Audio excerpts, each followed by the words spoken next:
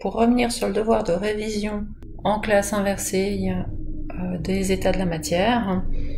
Un Plickers a été proposé en classe qui permettait de voir si la visualisation du niveau microscopique permettait de répondre aux questions qui sont le plus souvent posées sur les propriétés des différents états. Voici donc ce Plickers, vous pouvez tout à fait le refaire comme un exercice en mettant sur pause dès que vous voyez la nouvelle question et en prenant le temps de réfléchir avant d'écouter l'explication qui s'ensuit. Première question, on vous demande pour les états, donc solide, liquide, gaz, qui est en état ordonné.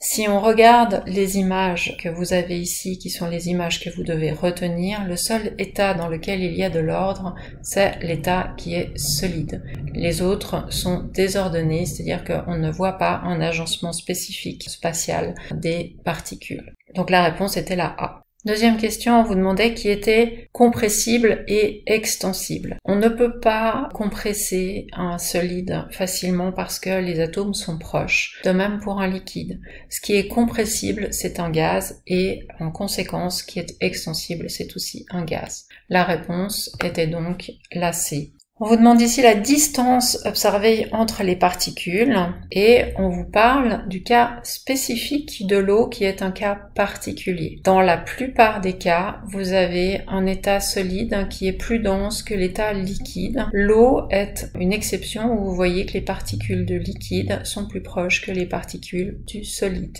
Du coup, quelle est la distance observée entre les particules? Eh bien, elle est forcément grande ici, vous voyez qu'il y a une grande distance, donc vous pouvez déjà éliminer la réponse D. Il vous reste donc les trois autres réponses. Ici, vous voyez qu'on a quelque chose qui est assez proche entre les deux. Lequel est le plus proche? Ce sera l'état liquide dans le cas de l'eau. Donc, réponse A. Cas général, cette fois, la seule distinction à faire, c'est que entre le solide et le liquide, eh bien, dans le cas général, le solide sera plus dense. Ici, les particules seront plus proches. Donc, à ce moment-là, vous auriez la réponse C. On vous demande ensuite, on peut dire de la vibration des particules. Où est-ce que les particules vont vibrer le plus? Eh bien, ce que vous devez savoir, c'est que la vibration des particules va dépendre en fait de la température. Plus la température est élevée, plus la vibration des particules sera importante. Donc, dans notre cas, un gaz existe à une température plus élevée et c'est donc bien la réponse A qu'il fallait choisir. Question suivante, que peut-on dire de la quantité des interactions?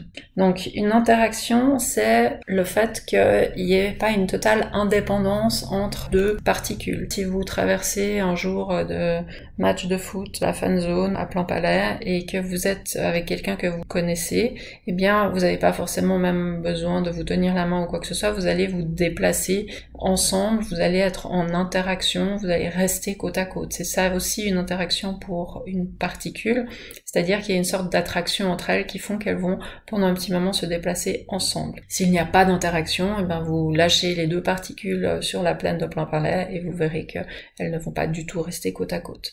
Dans le cas d'un gaz ici, il n'y a absolument aucune interaction entre les particules. Dans le cas d'un liquide, le cas de l'eau particulièrement, il y a 2 interactions sur les 4 qu'elles peuvent faire au maximum dans le solide. Dans le solide, vous avez 4 interactions qui sont systématiques, tandis que dans le liquide, vous avez 2 seulement sur les 4 interactions, et ces interactions se défont.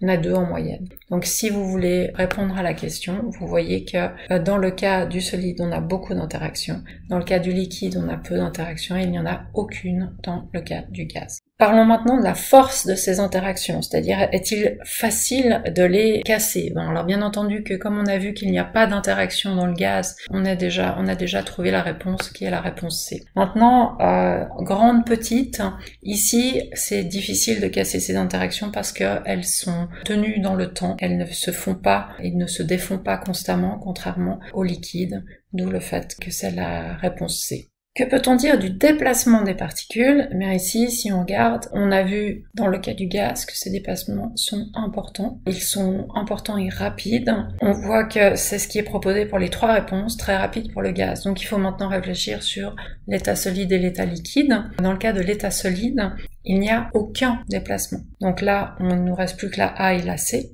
La question c'est, est-ce qu'on va maintenant définir pour la réponse du liquide, lent ou rapide? Eh bien, si vous regardez l'encombrement, c'est-à-dire le fait que ces particules sont les unes contre les autres, elles vont avoir de la peine à se déplacer. On revient sur l'exemple de la plaine de Plain-Palais, là il y a beaucoup de monde, et vous n'allez pas pouvoir courir et traverser la plaine hyper facilement.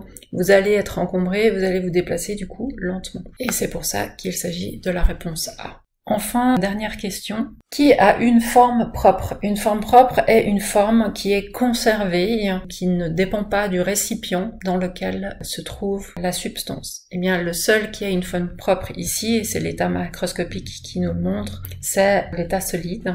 L'état liquide s'adapte au récipient en subissant la gravité, tandis que l'état gazeux s'adapte complètement au récipient. Et donc ici, notre réponse est la D, une forme propre pour le solide, pas de forme propre pour le liquide et le gaz.